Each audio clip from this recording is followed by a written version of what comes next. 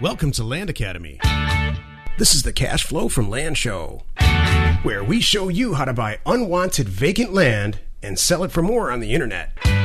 I'm Steve Butala. I'm Jill DeWit. We are your hosts.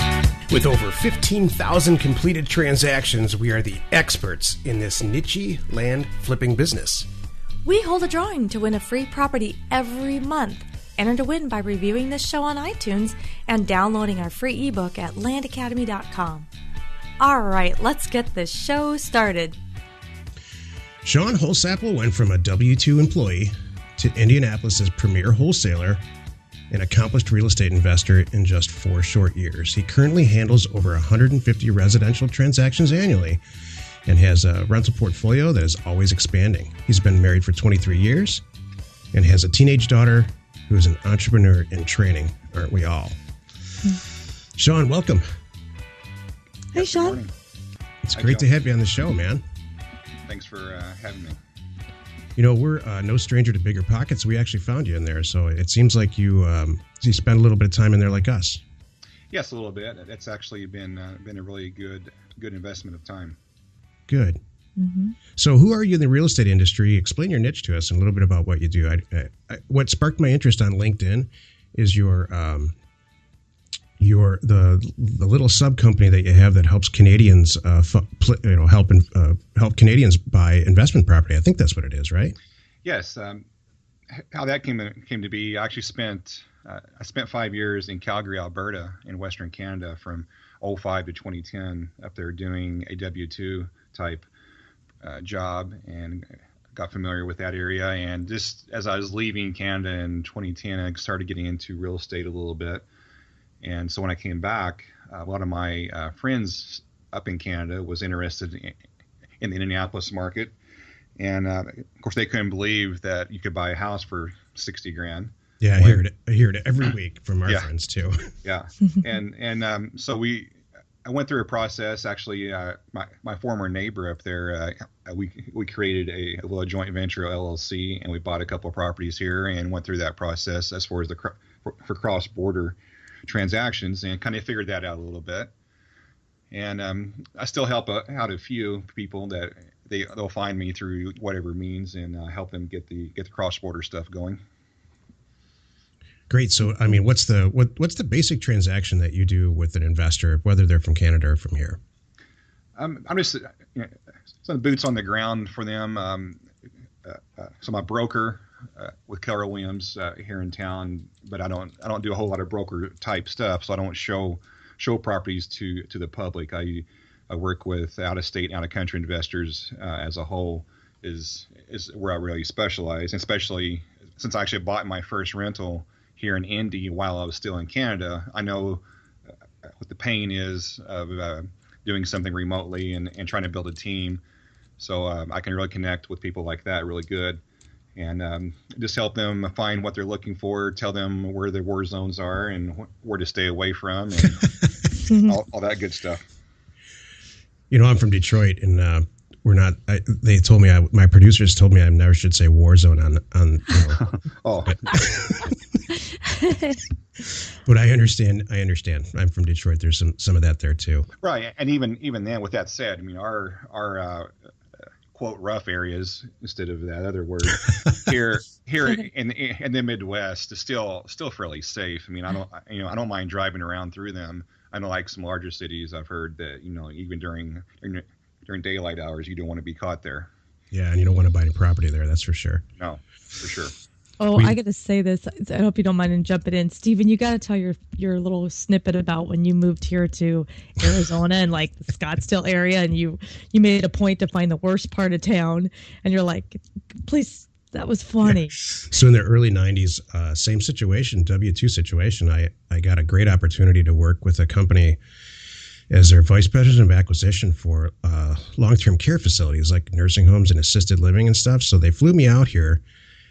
This is in the early 90s, and I met with the CEO, and we were done with the interview, and I said, look, I'm either going to move here next week and work with you guys, or I'm not. But either way, I'm going to move here, because it's just like, night and day from where I grew up in the Midwest. So I got the job and I moved here, and one of the first things I did was I just was walking around in awe. I thought it was too good to be true. So I asked a bunch of people, where's the worst neighborhood? I really want to drive through it and see. And it's not a bad neighborhood at all compared to some of the stuff that goes on in the Midwest.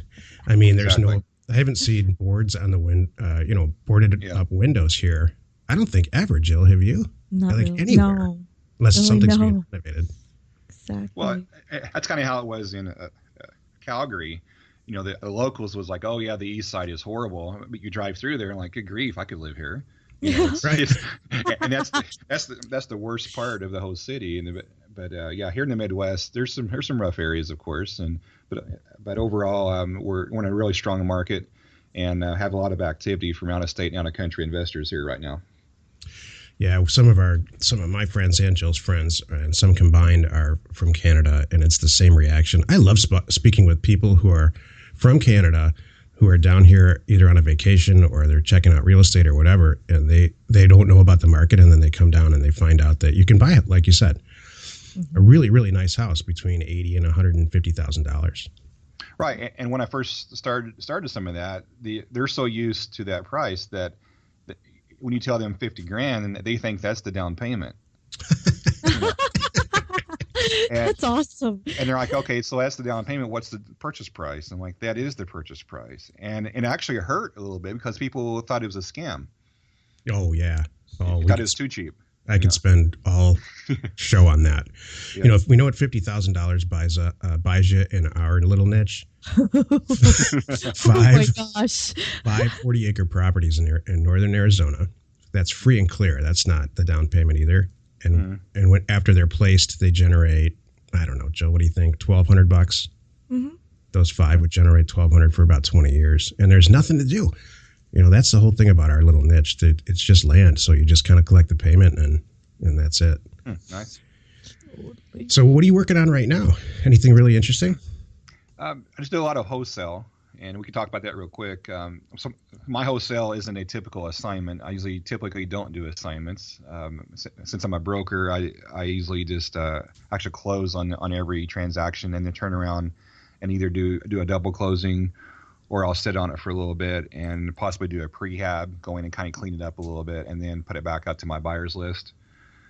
That's the bulk of my work, and that's my active everyday job, I guess, would be that, and then take some of those proceeds to add to my portfolio for the passive for the long term. And so that keeps me very busy. Since we're in an active market, it's getting harder to find inventory. So the MLS is picked clean, but I still make a few offers on the MLS. I do a lot of HUDs, and I do a lot of auctions. The online auction is my biggest focus right now. You know, that was my next question. How do you primarily source property? So, and you kind of answered it. You know, we do direct mail, and with a huge degree of success. Have you had any experience with that?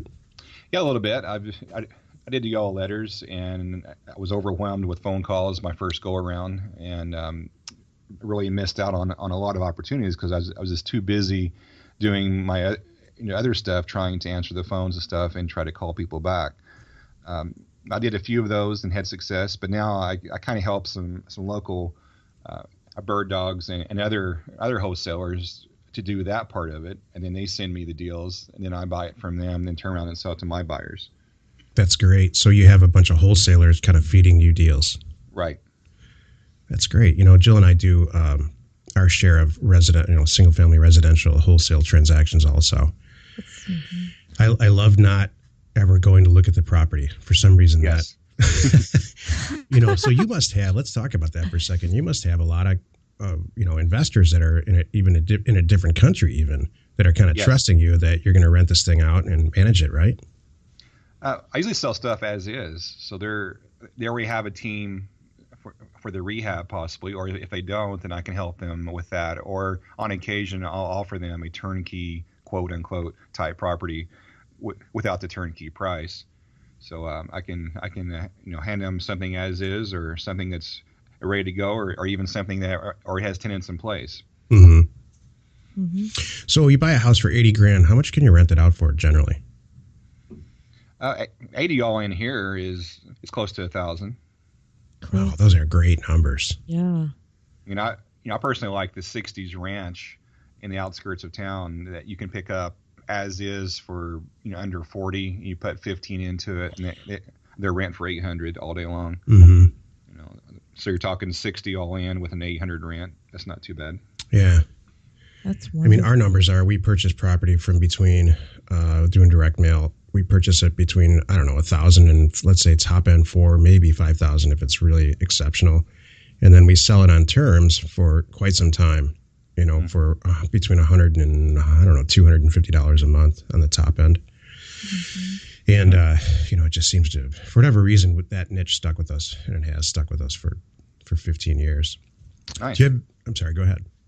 I was just going to say, also, I kind of do that with about half my portfolio on the rentals. I do lease to own or lease options, and that works out really well here.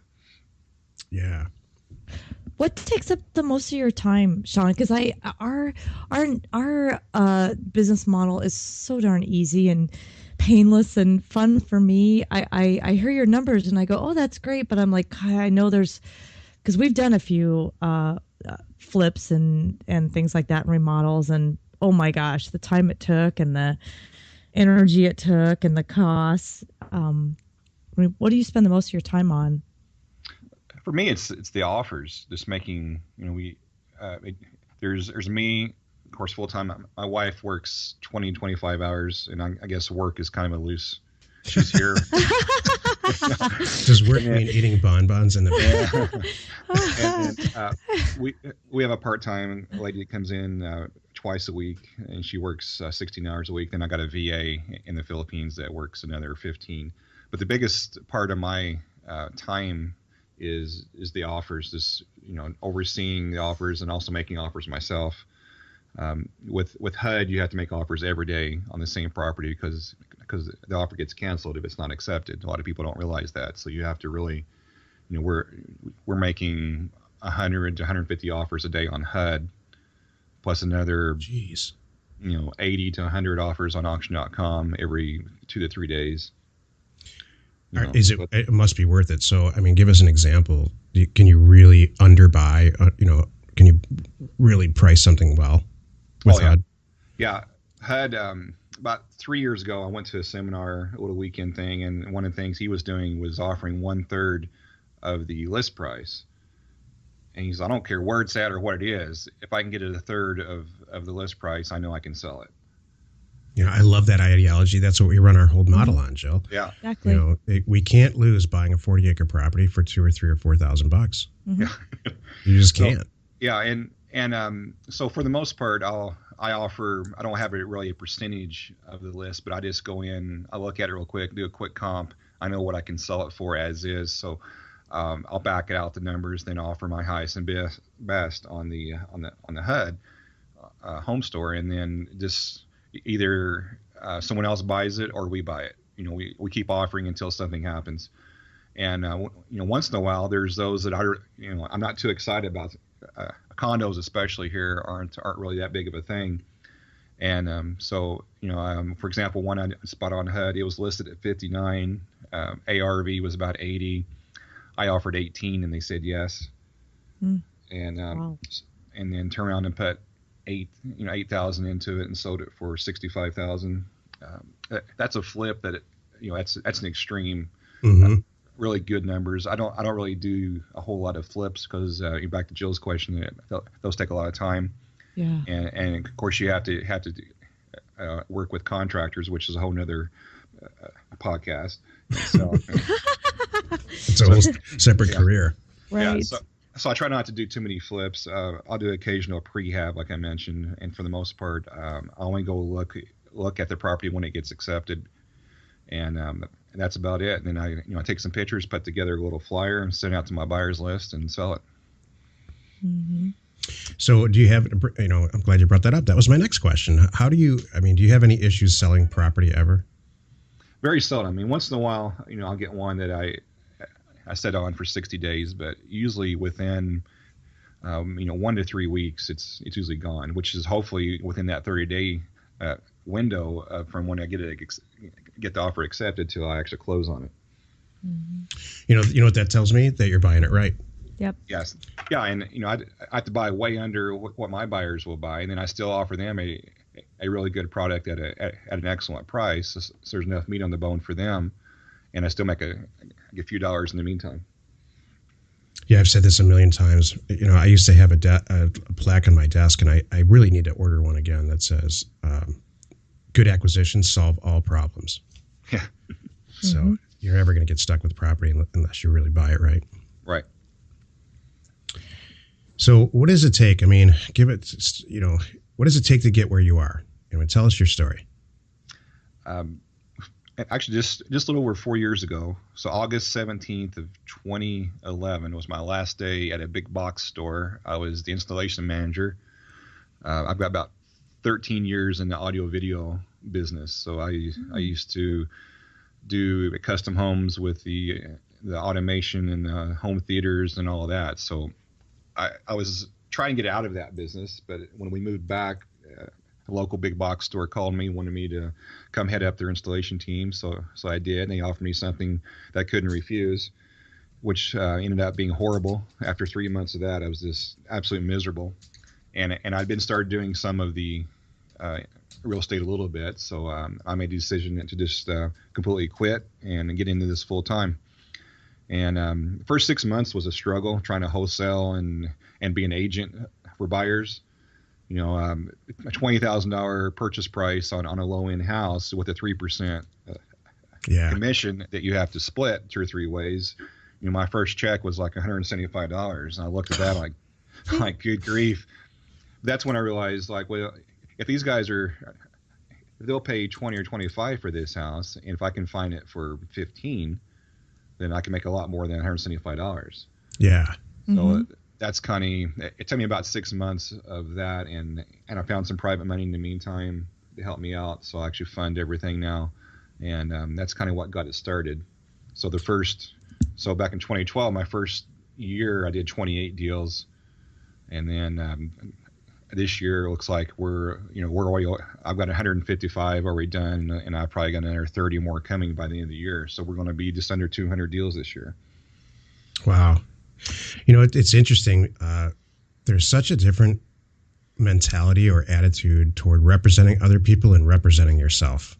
Yes. And, Jill and I meet a lot of people in this business, especially since we started Land Academy, and you can almost see it right when you meet them that they're interested in being a private investor, or they're interested in representing other people. And It sounds like you figured it out really quickly. You want to be an owner. Right. And, our principal broker at mortgage or at the brokerage, he has me come in about once a quarter to speak to the other 65 retail agents in our office about what I do. And I'm there, I'm telling them what I'm doing to a point and trying to get them to understand. They're all kind of shaking their head, and some's asking some good questions. But then after a week, they're all back to, showing the picket fences to Ken and Barbie again. That's all they know how to do. Right. I was going to ask Shawn a question. So when you made the transition from W-2, because this is something that comes up with us a lot, and I'm sure you see it in bigger pockets too. Everybody wants to leave their day job yesterday and just dive right in. And we're always telling people, hold on a moment, let's do this right. So was it scary? Did you have a lot of money saved up? What was your wife, like, what are we doing? You must be crazy. No, after we owned a business for about 13 years, our own audio video business, and then we've been entrepreneurs almost our whole married life. So I've only had a few W-2 jobs, and we've been at the bottom, which is a good experience now looking back. That it really teaches you to be frugal and to save. So to answer your question, yeah, we had some savings. And thank goodness we did, because that was tough. I actually sold some cars in the meantime. I used to flip cars a little bit, so I was buying and selling cars off of Craigslist just to make some extra cash. So, but that's just who I am. I can go out and sell anything to anybody if I have to eat. So I'm not too worried about doing that now. If someone has been a lifelong W-2 employee that thinks they can just jump into this, they're going to be in for rude awakening, I think. So they have to be, Right. I always recommend, like what you're saying, have some experience where you're consistently getting some income and you got some savings before you actually jump off the edge and quit. Even though the job might suck in your world, or you think it's absolutely horrible, but what's Right. horrible is not having that steady check coming in every week for the first several months. I like it too. Like for me personally, I had to get to the point where, all right, this is stupid now. You know, Yeah. Steve and I talk about it. I've had W-2 jobs. I was with a major airline for many years, and at the point where I was juggling too many things and I was losing deals and losing money, I'm like, all right, I'm out. This definitely makes way more sense now. So, and that's a really good feeling. Yes. So, yeah. Were you gonna say something, Stephen? Well, so take us through that transition then, Shawn. You know, you did first couple deals, or we stopped the story where you were an agent, and then take us from there. Yeah, so when I first got into that, I was working with a company that was kind of a turnkey provider. So they was doing acquisitions, rehab, property management, maintenance, and all that. And I was the acquisition side of that, which is really good experience because for the most part, I had no experience looking at houses. So I was looking at between 40 and 50 per week, taking lots of pictures, doing estimates. That really helped me get an idea of the area, the market, the neighborhoods, and the pricing. And during that time, I actually did a little joint venture flip with the owner, and we ended up making, I think, $7,000 on a $20,000 investment. And I thought, well, that was neat, So I think this is going to work. So that's when I ended up quitting, because up to that point I was doing it part time with him while still working full time. But when I quit, about 3-4 weeks later, his company went completely out of control, and the main buyer quit us, and he had all kinds of problems in house. So I was pretty much left out on my own, and that was the 6 months of starving and Yikes. trying to be an agent and all of that. And so I found the local 2 biggest REO brokers in the area and went to pursue them and try to convince them they should hire me. And that's what happened, and that's where I'm still at. So I went, I actually chose the broker that I wanted to work with because they was large REO brokers, and I want to get the inside track on that. Good. So that actually works. I mean, the REO niche for investors really does work. No, because this was. I've always wondered if that really is inside track. That's exactly how I put it. Because I'd been taking some local at the local REIA meetings, and there was a lady there. She was talking about the pocket listings and how you should get in with a good REO broker so you have first crack at some of these deals.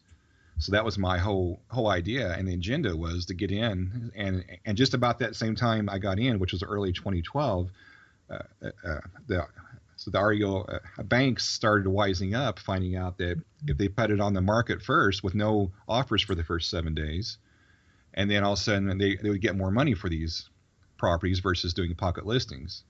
So just as I got in is when pocket listings went out. And so to answer your question, I might get 1 or 2 extra deals per year because of where I'm at with the brokerage, but it's not hasn't really helped me like I was hoping it would. Yeah, that's been my experience too.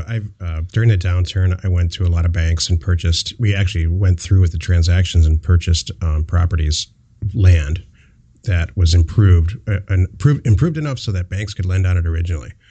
Mm-hmm. And we did a bunch of deals in Florida, and they turned out to be great deals with us. But man, is it a headache to get something done? Right. My whole business model, or our business model, is you send an offer in the mail to somebody unsolicited. They either want it or they don't. They sign it. We send 1 million offers out. Mm-hmm. A bunch of them come back. We take a look at the deal, and then we either choose to do it or not, or maybe we'll renegotiate it. Man, with a bank, it's like you got to go out chasing deals every day. Yes. You got to look through lists and lists and lists. And the person that's on the other end of the phone, and I don't want anyone to take offense at this, but the person that's on the other end of the phone sounds like they're 12. They really don't have a basic understanding of real estate terminology. Mostly the asset disposition departments in large banks, usually that's the place where everybody's hanging their head all day. Mm-hmm. So that's been my experience. I'm glad that you can turn a couple of deals positively, you know. Yeah, and the only reason I can, because they'll have an REO deal that falls through the week before the end of the month, and the broker calls, says we're going to lose this listing if we don't sell it by the end of the month, and can you buy it and close in 4 days, and here's the price they'll take, and sometimes I can do that. Excellent. All right, last question. So for someone starting out, what's the first step? You know, it's very, very scary. We have tons and tons of members. Yes. Who, you know, what do you think? I'd say one of the very first things is try to network as much as you can, and just rub elbows with people that are doing it. And I think that's what helped me a lot, was going to all the REIA meetings I could find, all the meetups, all the little groups. Yes, they're after hours. Yes, you've got family and stuff to do, but if you want to really do this, you're going to have to make the commitment of time to do that. And 4 years later, I'm still doing that. I still go to 5 or 6 meetups, per month, and try to have 1 to 3 face-to-face meetings per week, just keeping in touch with everybody. I think that helps a lot. And then, of course, read as much as you can and get all the education you can, and then just go out and do a deal. That's the biggest. I think that's the biggest holdup, is people will look at spreadsheets, they'll read all the forms, they'll listen to all the podcasts, and it's 2 or 3 years later, and they still haven't pulled the trigger, right. And they keep saying one of these days, or waiting for the perfect deal, which there is no perfect deal. Just right, and so I just tell people just to. Here, of course, you can do it with a low end of property. You can buy something that's not horrible for $20,000, and put 10 into it, and then so just go through the process, and at worst case, if you lose it all, which you won't, it's still less than a 3-day seminar. Right. So that's great advice. Mm-hmm. Yeah, we ask our members to deed property to each other, or not to a family member. For whatever reason, that the paperwork piece of some of this really trips people up. So deeding it to their husband or wife or whatever seems to help a lot. Oh, that's a good idea. Just to get something moving. Mm-hmm. Yeah, it makes sense. Right. Excellent. Yeah, I like that. Just doing it is probably the scariest thing for a lot of people. They wait for having their desk in order, their business cards there, their stapler, they're all ready to go, waiting for the phone to ring. You're like, no, just jump in, That actually happened to one of the locals about a year and a half ago. He went all out on a website and all this back office stuff, and all the he just spent months and months and hundreds of hours of his time getting all this. Right. And I'm like, how are you going to pay for this? Exactly. And so here he is, 18 months later, all the way back down to ground zero, starting over, just getting out there, getting deals. Then he'll worry about the rest of it. Mm-hmm. Totally. I'm feeling a little guilty because I don't know. In our world, we don't have the. We don't need to go to a lot of those events. We don't, because our thing is we're all over the country too. So my buyers and my sellers are all spread out. They're not really local. So I'm just sitting here thinking, Stephen does like AZ88 on a Friday night count as a networking event. Okay. That's my meetup. That's my time to not think about real estate. That's true. So, Shawn Holspple, it's great to have you on the show. If somebody wants to find super cheap property in the Indianapolis area, how do we find you on the internet? Well, that's pretty bad that I don't even have a website that I use. So honestly, since we already talked about Bigger Pockets, just contact me through there if they wanted to. I can give my email if you want that. If you want 1,000 people to contact you, yes. Yeah, I'm always open. I'll help as much as I can. So it's Shawn H. That's SHAWNH at Indy propertysource.com. Thank you so much for being on the show. Go make some HUD offers, man. It sounds like that's how you're going to spend your rest of your day. Absolutely. Whatever it takes. Thanks again. Shawn. Talk to you soon. Thanks for having me. Do you want to go first, or do you want me to go first? I'll go first briefly. It's, first of all, a great guy, but I just see a pattern with residential real estate investing, and I'm not knocking it.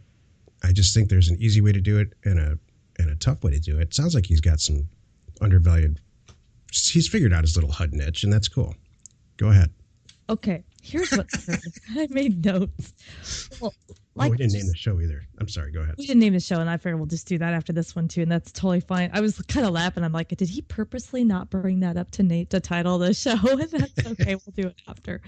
No, but what's interesting is it just sounds like a slow process. I mean, it sounds like he's fighting and doing things. Could you imagine having to send out hundreds of offers a day? I mean, I guess I got to spend 2 hours every day doing this. Like, oh my gosh, that would drive me crazy. And then I heard he said something about being the one mailer he did was he got too busy and there were missed opportunities. I'm like, hold on a moment. What I heard is that worked so darn well. I'm like, why didn't you just, hang with that? But it sounds like he tricked other people to do it. And now he just takes the deals from them, which is kind of what I do. I think I've said this before. I think everybody in real estate who's successful finds their little niche for some reason that makes sense to them. And, and they really just kind of kick the heck out of it in a good way. So that HUD thing, I've heard great stuff about that. I've never purchased a HUD house before. I've tried. And I stopped right there because doing a mailer is easier, I think, for our personality or for the way that we run our operation. Mm-hmm. And, there's just a lot of paperwork involved in that. And you know how I feel about paperwork. But oh, yeah. So my hat's off to him. I think it's great. He found a little niche. He is, the good news is this. He's found a way to buy undervalued real estate, which is why we're all here. Exactly. I love getting offers like you, Jill. I think what you're saying is let's just make the offers come to us. Mm-hmm. Let's open the mail every day, get a bunch of offers, decide which ones we want. You know what I do like about Shawn? He's not out there driving for dollars and wasting his time with all that stuff. Well said. Thank you. So maybe that should be somehow in our title. Congrats, Shawn. You're not driving for dollars or something. So this is the second guy we've spoken with in that part of the country recently. And it makes me, so they say you can buy a house for whatever. He as low as 18, he mentioned, and as high as 60 or 70,000. Makes me think like maybe you could buy like for personal use, a cool piece of like farm type property, like picture it on a postcard. Mm-hmm. Like, I don't know, 20 or 30 acres somewhere in the central Indiana or something. I don't know. And just use it once in a while. Maybe just pay the taxes on it. Use it a few times a year and then sell it in 20 years. I don't know. Oh, sounds like you're getting emotional there and you're not thinking financially. Oh, I haven't finished. Every time you talk about the view, I have to worry about you. Put like an apartment building on the corner or something. I don't know. No, you're exactly right, Jill. What am I talking about? I know. Here we go again. Isn't this pretty? We should have this. What are you talking about? I was on the way to dropping my kid off at school today, and it's all leftover rainy. Mm-hmm. And so there's all this like settling, foggy, cool thing on the golf course that we drove by. So I pulled the car over and I took a bunch of cool pictures. I hope they come out. All I had was my camera phone. So then it just got me thinking about there's so much cool real estate and what it looks like. And, now I'm just all misty-eyed about real estate today. Oh, here we go again. Just kidding. And you should never be misty-eyed about real estate. You should just have numbers like dollar signs in your eyes like a cartoon character. What is so funny is it's so not, if you would think I'm the one that would be emotional about it, but it's you. It's so sweet. I love real estate. I love dirt. I've totally changed. I'm all about the bank statement. That's when I get misty-eyed. Hey, speaking of that, let's go buy some real estate. Deal. We hold a drawing to win a free property every month. Enter to win by reviewing this show on iTunes and downloading our free ebook at landacademy.com. If you want to get involved or you need more information about our profitable, niche real estate operation, call 480-467-0359. You just might get Jill at the other end of the line. landacademy.com. You are not alone in your real estate ambition.